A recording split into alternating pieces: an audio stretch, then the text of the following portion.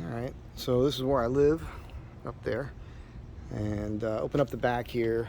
Got my breaker bar out of there, my 30mm socket. I've got my transmission fluid here. This came off of another Lucas product. I saved these. I'm going to top off the transfer case, show you how to do that. These are really helpful. Pulled my sockets out of there, which I've been storing in here. It's been working out pretty good.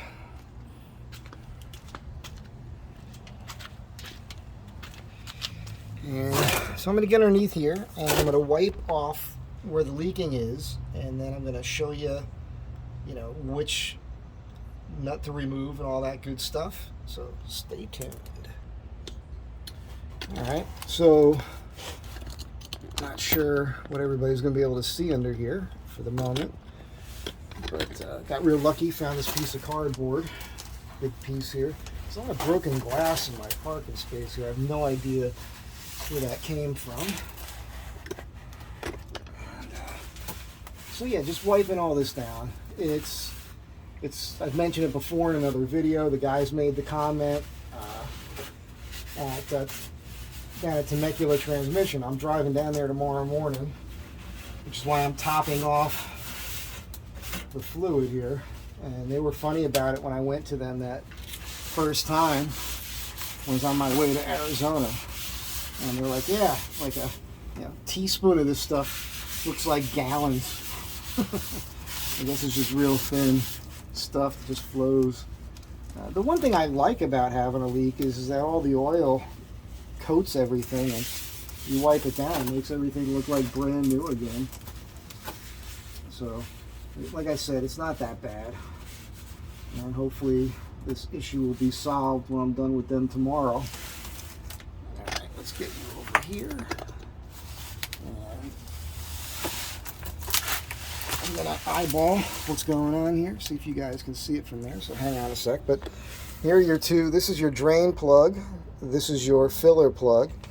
So you can see it doesn't hold a whole lot of fluid here. This is the NP233C. You can see it says 233C right here.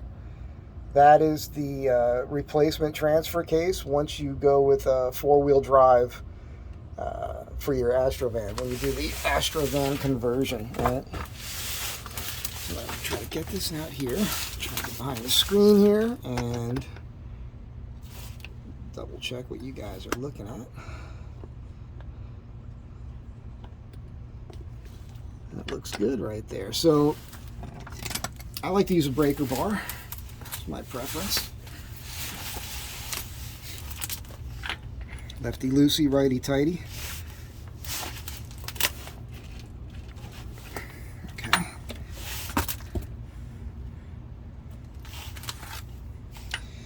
And this is a common sense sort of thing here.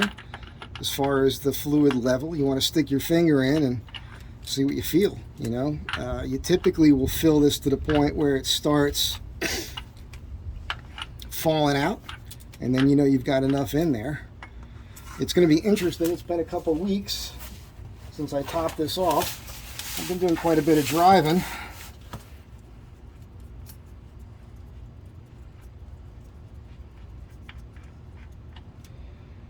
Alright, there is some right here on the threads. I like that. There's some dripping out here, which typically would mean you don't need to put any more in. That's crazy. Yeah, it's right there. I actually do not need to add fluid to this, which is awesome. There's peace of mind for you.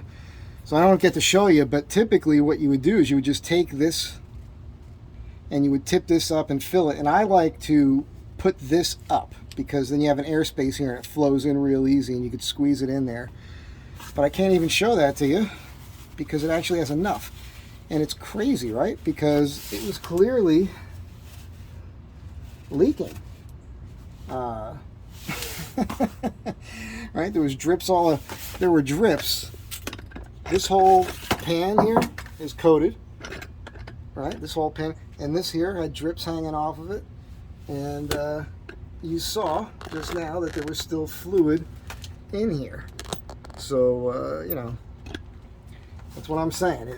It'll a teaspoon of this stuff really makes it look like you've got some sort of horrendous leak.